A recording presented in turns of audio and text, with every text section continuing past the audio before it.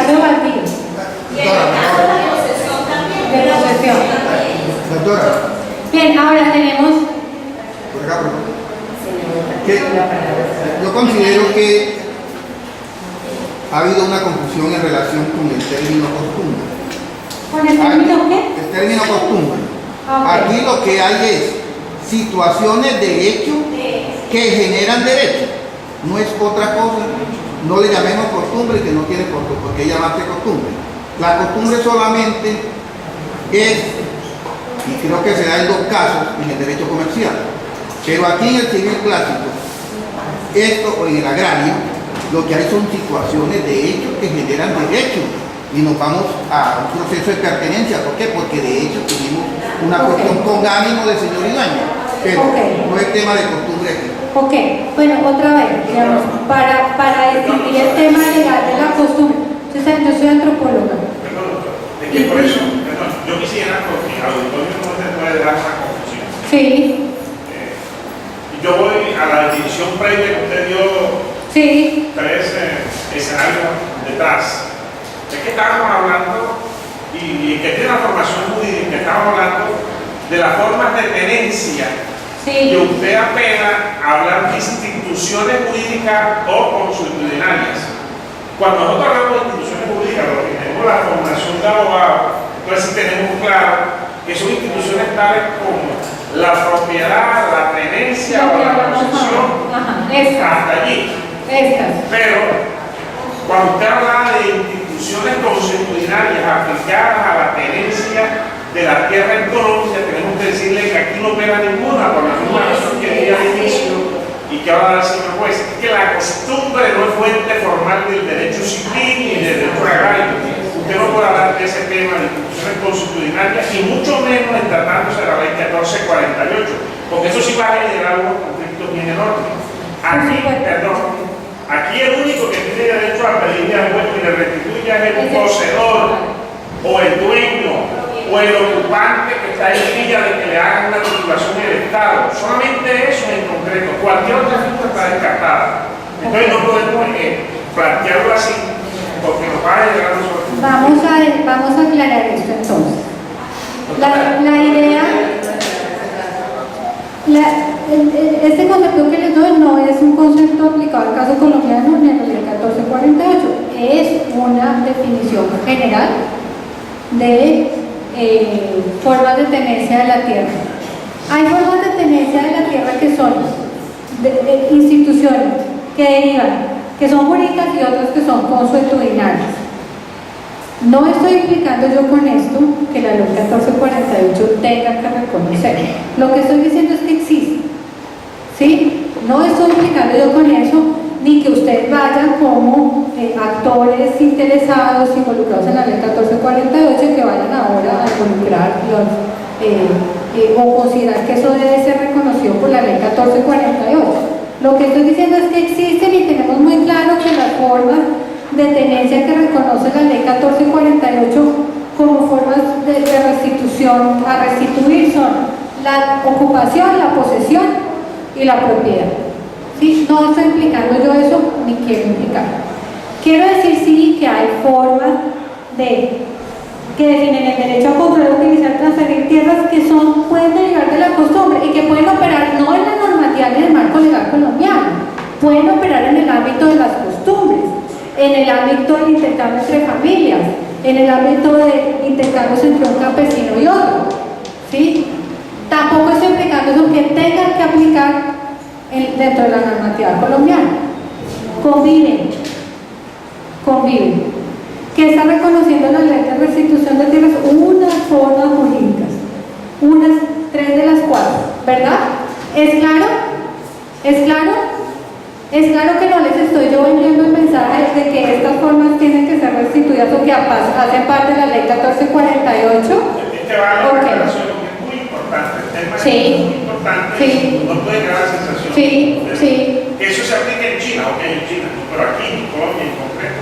No, tampoco quiero con eso implicar que se aplique en algún lugar del mundo. Quiero decir que en todos los lugares del mundo conviven las instituciones jurídicas y las instituciones derivadas de la costumbre. ¿No? Ahora sí. O sea, lo que yo iba a decir de pronto tiene algo que ver con este tema. O sea, yo tengo dos casos muy usuales. El Incoder es una entidad del Estado y es el que hasta ahora le ha adjudicado tierra a las víctimas a través de un proyecto. En Santa Rosa, una vereda de allá de Tierra Alta, repartieron, o sea, le adjudicaron una parcela a una cantidad de personas. La regla del Incoder es que hasta después de 12 años la persona no puede vender ese premio, porque antes él no le da documentos sino después de 12 años. O sea, la norma para esa persona allá. A los 3 años una señora vendió la parcela y se fue. Hoy precisamente me la encontré. Resulta que después vuelven a poder hacer una visita porque ellos van a, o sea, ellos generan unos proyectos productivos para esas familias que adjudican en esos terrenos. Resulta que cuando el poder hace presente allá, ya la señora no está y encuentra otro ocupante de ese cierre. El poder muy claro, o sea, porque las cláusulas son claras. Si usted viola las normas, ya ese no es problema o sea, es problema suyo, más no de la entidad que la adjudica usted. El poder sacó a la persona que compró la tierra de ahí, o sea, porque no compró una propiedad que no era de esa persona. En otra parte, allá para el lado de Valencia, de aquel lado de Valencia, cerquita de Matamay, también adjudicó otro terreno. A una señora le adjudicaron su parcela y ella no la vivió al inicio. ¿Qué hizo un señor? Se metió ahí. Lo que decía la señora, él tenía 5 años de estar ahí y él dijo, esto es mío porque ya yo de 5 años en adelante tengo derecho, pero no tenía un título que dijera que ese señor era el dueño de esa tierra. Ahora que el poder está allá, que va con los proyectos productivos para allá, el señor salió, aunque no quería salir, y le dieron una parcela a la señora dueña de la tierra. Entonces, en ese caso, el propietario de esa parcela, el propietario se llama Incoder, más no la persona que recibe el terreno. Y si lo vende, teniendo una cláusula, él pierde el derecho que quien compra el terreno. Eso era lo que yo quería aportar. Aquí y allá, y continuamos. Yo quería aprovechar la oportunidad para comentarle al señor. El Incoder, para acceder a la propiedad, tiene diferentes programas. Tendríamos que empezar a analizar lo que forma de acceder a la propiedad de la tierra. Cuando el Incoder la adjudica, era como el Incoder, le adjudica tierra a un campesino, se tiene que registrar, porque si no se registra, sigue siendo el Incoder propietario. Para el caso de Santa Rosa y todos esos predios que han citado el Incoder, si son de compra directa, el Incoder le adjudica y le da su documento. Tiene que tener su documento. Lo que no le da es la transferencia, la autorización para que la venda, o sea, se le pone la restricción para la transferencia de la tenencia de la tierra. Es una cosa completamente diferente. Ahora, cuando hay que explicar las cosas, tanto eso tiene mucha detalle. para muchas personas tendrán que de pronto someterse a un proceso jurídico porque me van a tratar, cuál es la razón, porque la otra se fue. No es porque alegremente el Incoder lo decida. Eso como la norma lo establece un proceso jurídico que habrá que definirse. Pero entre las formas de tenencia, por ejemplo, la negociación voluntaria, el mercado de tierra, es una negociación entre particulares en donde sobre el instituto es el facilitador del proceso. Con la ley como tal, debe mirarse y debe tener su escritura y todo como se hace en un negocio normal de tierra. Es una cosa completamente diferente a la forma cómo se adjudica a través de las convocatorias, o cómo se adjudica un baldío, o cómo que son formas, que son formas específicas de transferir la propiedad relacionadas con cada forma de tenencia. Y acceder a la propiedad. Y de transferir también. O sea, si el campesino escorado quiere transferir su propiedad, pues tiene que ajustarse a los términos del régimen, ¿no? En la práctica, lo que hemos encontrado en los procesos de restitución Sí. es que predios adjudicados por Incoder, que fueron abandonados luego por los beneficiarios iniciales, se les declararon caducidad administrativa por parte de la misma entidad. No se escucha, En la práctica, o sea, lo que el señor dice, lo que la doctora Alba dice, sí, se ve mucho. Pero en la práctica ahora, con la ley 1448, hemos encontrado De hecho, hay una encrucijada del procurador, puede decirlo que así lo conocía, algunos funcionarios de la unidad de institución que están acá. Predios que fueron adjudicados por INCORA y luego abandonados, sus razones tendrían la adjudicataria inicial, fueron declarados con caducidad administrativa por parte de INCORA. Y hoy, esa persona a la que se le declaró caducidad administrativa está solicitando restitución de tierras, ¿verdad? Exactamente.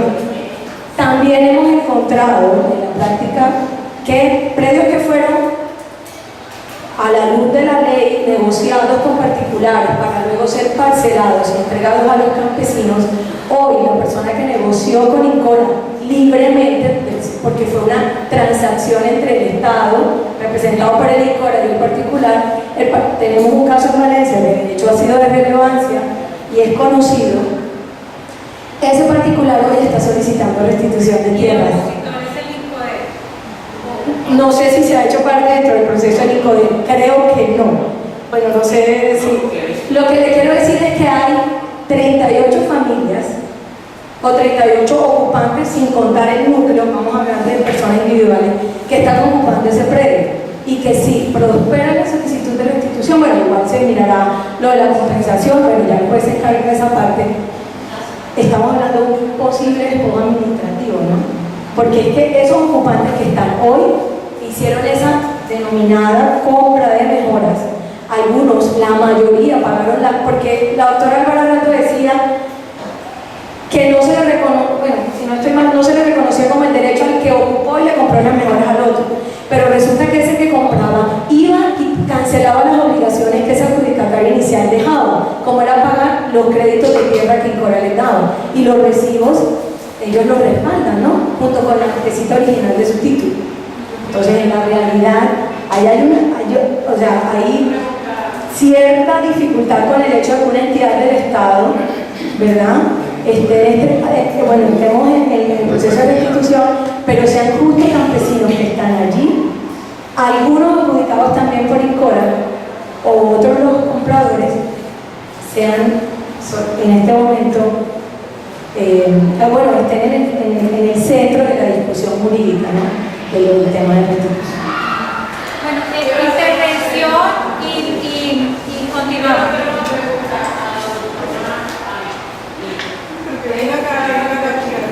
Señora, quiero que me responda, a ver, esta finca fue ubicada por directora, pero resulta que hay un señor que alias el negro Barriento despojó a esas personas de allá y hizo ir a la notaría de Ayapel para que como si lo hubiese cometido. ¿Tienen derecho a esa persona o no tienen derecho? Mire, lo primero que quiero decir es que me disculpa, pero yo no soy no soy abogada, estamos en un espacio de construcción, de enseñanza, de aprendizaje, y lo que yo diga aquí es de lo que se me ocurre. es provisional. No sale de este recinto. A ver, pero déjale, a ver. Silencio, por favor. Escuchemos ¿nos recuerda su nombre, por favor? Alma, con las salvedades de lo que Alma está diciendo, no es definitivo y que lo recomendable es que sea una persona experta a la indicación. A ver, silencio. Sí. No tengo conocimiento de los antecedentes, ni quién es Sí. no soy yo la persona que se va a presentar eso. Sí. No,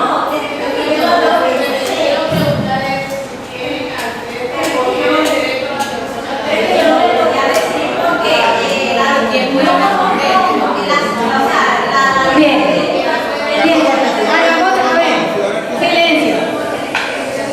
Son casos particulares. Silencio, por favor. Ay, yo quiero apostar, no porque sepa o no sepa, porque yo no sé nada. Mira, aquí yo hemos aprendido mucho todo, sino de pronto porque en eso trabajo. No es posible que yo esté equivocada. Aquí vamos a aprender. a conversar, a discutir.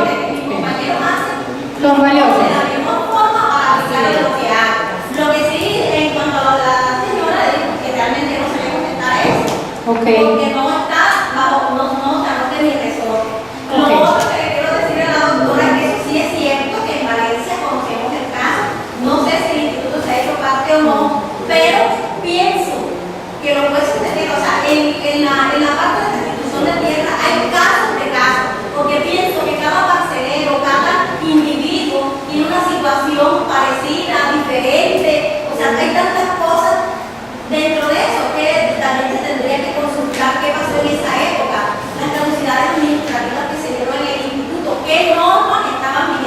esa época y si se ajustaron a derecho o no.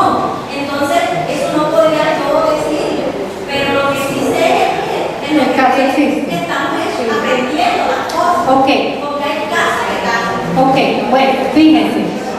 El tema de la restitución de tierras tiene enormes complejidades, ustedes lo saben mejor que nadie. Además, como en cierto caso, cada caso es distinto.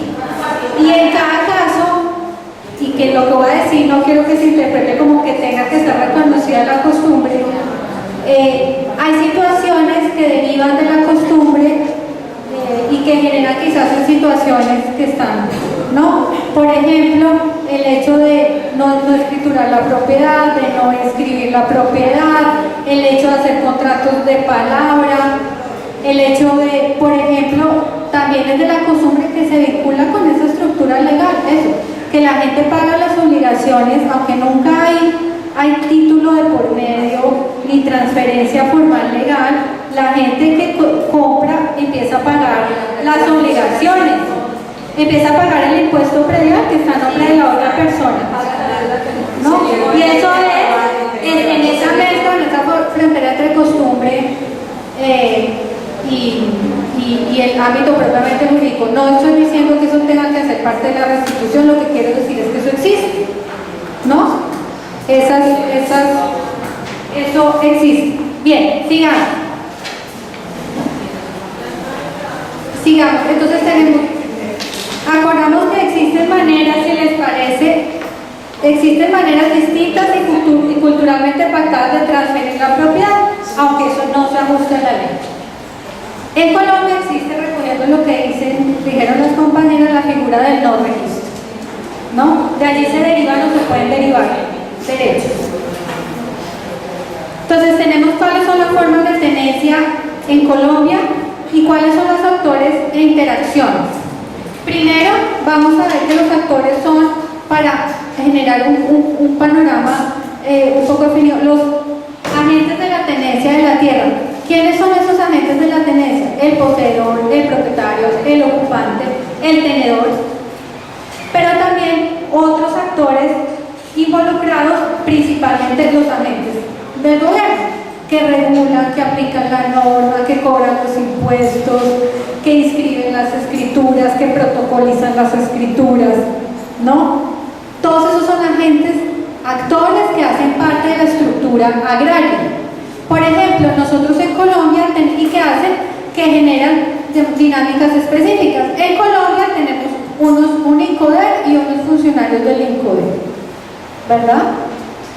¿Qué tiene que ver con el régimen de transferencia o de adjudicación de tierras baldías, tierras consideradas del Estado? Ese es un agente específico que hace parte de nuestra estructura agraria.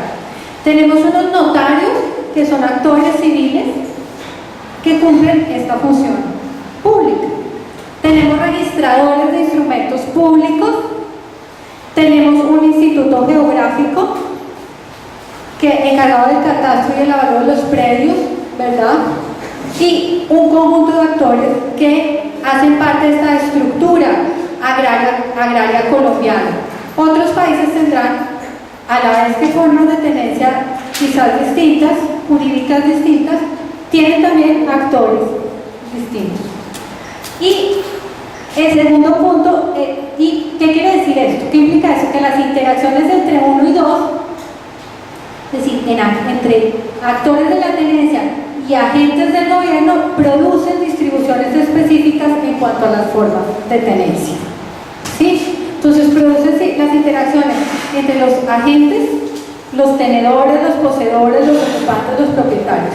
Y esos actores del gobierno, que son las autoridades, que son protagonistas del modelo de desarrollo o ejecutoras del modelo de desarrollo, producen distribuciones específicas sobre la estructura de tenencia, que pueden ser intencionadas o no. ¿Qué distribuciones específicas? Pues la distribución colombiana, que es una distribución profundamente desigual, ¿no? Y es una distribución específica. Tenemos una tierra que es tenida en términos de tenencia de distintas formas, que está muy concentrada en unas pocas personas, ¿verdad? Muchos pocos tienen mucha tierra. Además tenemos muy pocos propietarios, digamos, esa relación específica. Tenemos en cambio muchos ocupantes, muchos poseedores y muchísimos tenedores, ¿no? La figura de tenencia suele ser muy común en el país y sobre todo en ciertas regiones del país, ¿no?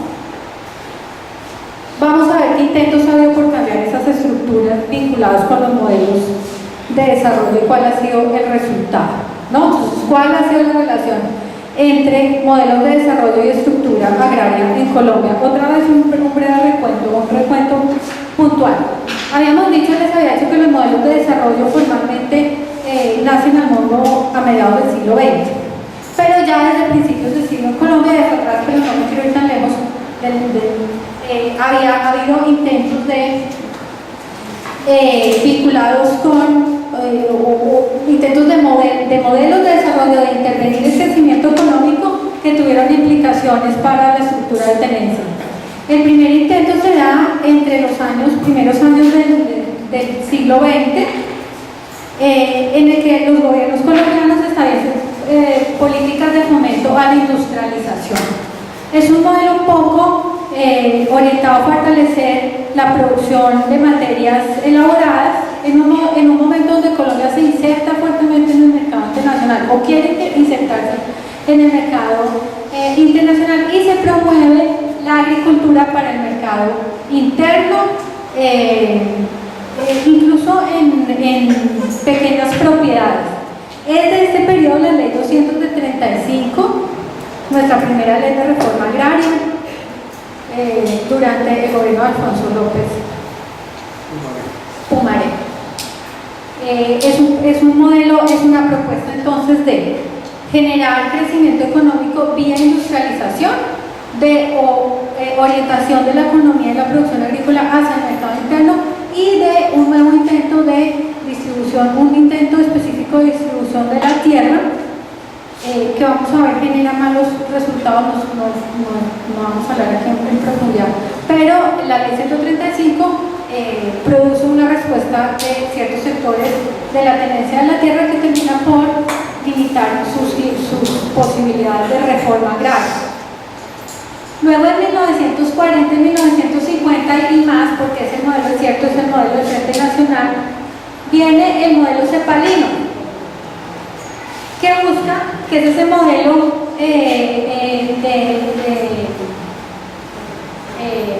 de interacción con el mercado externo, que busca posicionar las economías de manera estratégica. Busca la conversión de los terratenientes colombianos en empresarios y fomenta sectores específicos de la economía. Entre ellos tenemos, pues, por supuesto, el café, que viene de los años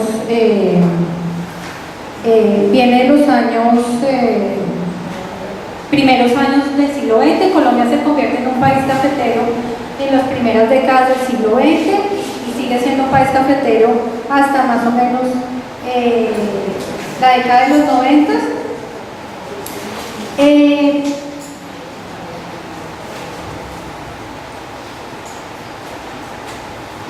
Durante este periodo se produce la privatización de algunas, o se profundiza en la privatización de tierras públicas, y Colombia empieza un proceso de ganaderización de tierras bajas.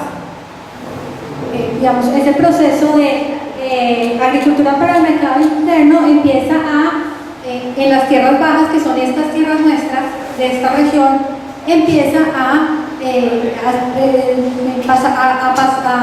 surgir un fenómeno que se dejan de ser fundamentalmente agrícolas y pasan a ser ganaderas. Eso en parte vinculado por varias cosas, por dos elementos también que tienen implicaciones en esta región, en todo el Caribe colombiano. Una es que Colombia se convierte en un país cafetero y esta región no es cafetera. De manera que la economía, los esfuerzos de la economía se centran en esos sectores, y otra es que Colombia empieza a invertir en ferrocarriles y carreteras, lo que hace que el comercio por el río Magdalena decaiga, y por ahí la influencia benéfica para el comercio y la zona que había tenido ese tráfico de la principal arteria fluvial colombiana, que había sido el río Magdalena. Entonces el ganado empieza a ser un activo interesante para este cambio productivo que hubo en la región, porque el ganado es un bien más seguro para tener en la tierra.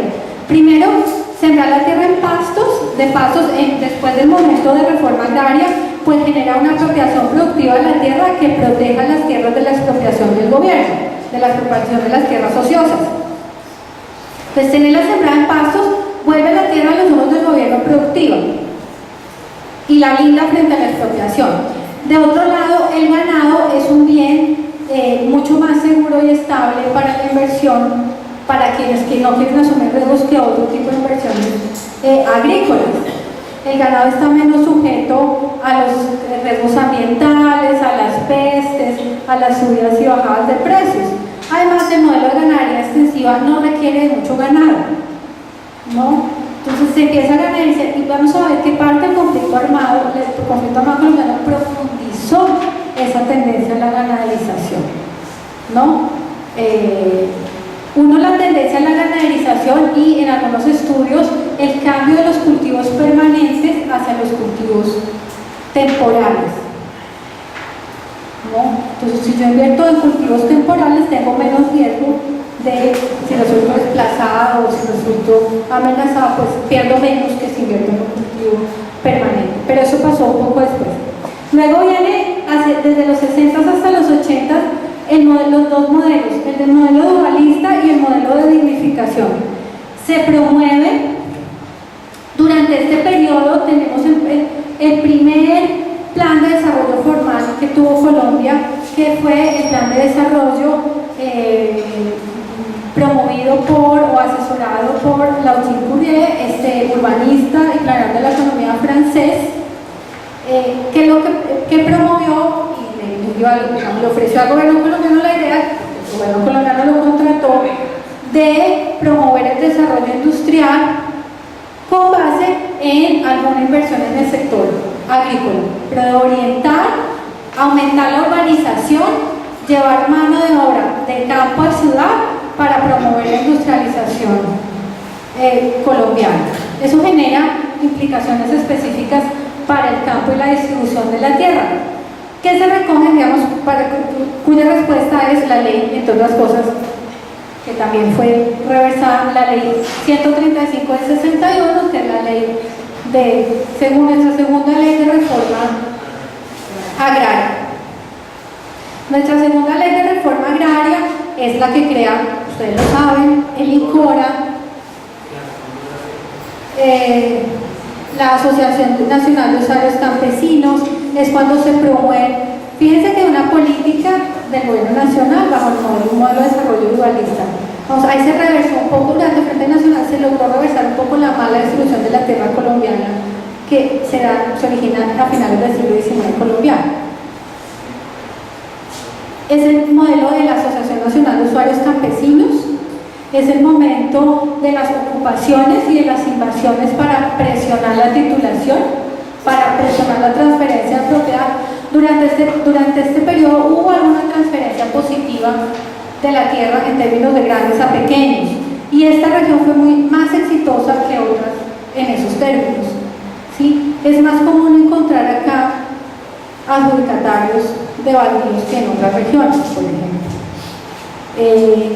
Aunque aquí la propiedad está muy concentrada, durante este periodo se reversó también esa tendencia a la concentración. La concentración de la propiedad en Colombia es muy mala, entonces aquí estamos hablando de menos mala, no es que quiere decir.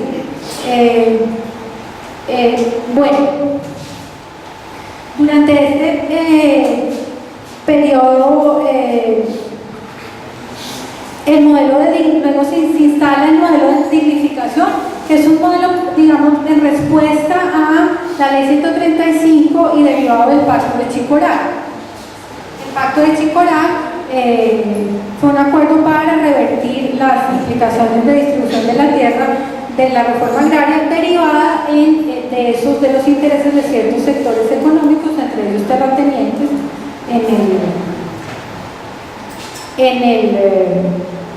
en esa estructura de tenencia de la tierra o en la estructura agraria colombiana.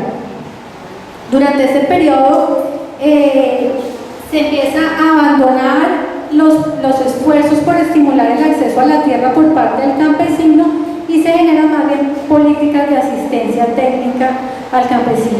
Se empieza a decaer la idea de distribuir la tierra vía políticas, generar distribuciones de la tierra vía políticas específicas. Los esfuerzos de la reforma agraria de Lleras fueron poco exitosos, digamos, esa transferencia en términos generales de grandes a ricos fueron pocas y, como lo mencionamos, fue rápidamente reversada por el Pacto de Chicorán. Luego viene, en la década de los 90 tenemos el modelo neoliberal de que habíamos hablado. ¿Qué pasa en la época de los 90?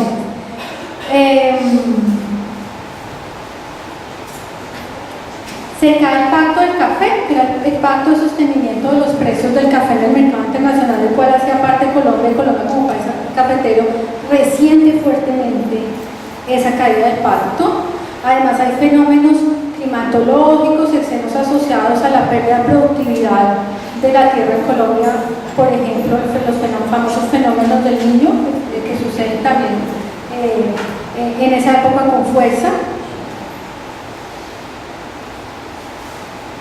Y por supuesto, en la década de los 90 es el periodo donde inicia la agudización del conflicto armado colombiano. Entonces, y se promueve, ya no, digamos, en este periodo también se formula, que no la puso acá, nuestra última ley de reforma agraria, que es una ley de reforma agraria vía mercado. Ya el Estado, el propio modelo liberal, no es agente de la distribución, sino que es mediador entre el campesino a adjudicar y el vendedor, ¿verdad? Ya el INCORA deja de ser protagonista, además se desmonta buena parte del modo de estructura agraria, ¿no? De instituciones, de esos agentes del gobierno relacionados con la estructura agraria, se reducen y se cambian por otros, ¿no? Se reducen y o se cambian por otro. Por ejemplo, los distritos de riego dejan de ser acompañados por el Estado, los IDEMAS desaparecen, que en algún momento, y para estas regiones fueron muy importantes como centros de acopio y comercialización del Estado, y el campo colombiano entra en una profundísima crisis. Además de eso, de esas consecuencias del modelo neoliberal, pues Colombia se profundiza el conflicto armado colombiano, hay procesos de desplazamiento, de abandono de tierras y se generan nuevos procesos de acumulación que profundizan la distribución negativa de la tierra en Colombia. Yo le voy a comentar un tema. Independientemente de los desplazamientos a víctimas, la política de Estado también trae desplazamiento. Ajá. Los chilenos, una compañía chilena, Sí. fueron invitados a invertir en Colombia, en tierra. Los señores llegaron a Valencia, Córdoba, y ahí compraron N propiedades. Sí. Han tenido problemas con temas de registro, creo que tienen eso como suspendido, pero sí compraron muchas propiedades en el municipio de Valencia, departamento de Córdoba. ¿A quién le compraron? A pequeños propietarios. ¿Qué hace esa gente? No sé. Salen a la ciudad, de pronto se gastan el dinero y no sé. Ese Valencia es un municipio de mucho pan coger. Sí. Entonces, esa persona que tenía 5 o 10 hectáreas, que sembraba plátanos, yucañames, qué sé yo, que tenía 3 o 4 vacas, ya no las tiene. ¿Por qué? Porque vendió. Llega al casco urbano y en el fondo va a ser desplazado. ¿Por qué? Por dinero, por políticas del gobierno. Y digamos que no fue desplazado a la fuerza, sino porque le vendieron a los chilenos. Y yo creo que hay una ley que está en proyecto, no sé qué trámite estará actualmente en el Congreso, donde buscan que, porque creo que vendieron terrenos por encima de la UAR. Entonces, por eso creo que el registro paralizaron eso. Entonces, esa es una problemática más sobre ese tema. Tema de tierra. Una compañía extranjera con N hectáreas de tierra en el municipio de Valencia. ¿Y por qué? Política de gobierno. En ciertos momentos y sobre todo en esos, tenemos el modelo neoliberal que estamos hablando del gobierno inicia con el gobierno de Barca y se profundiza con el gobierno de César Gaviria, que definitivamente nos entra, ustedes lo recuerdan mucho, la apertura económica, ¿no?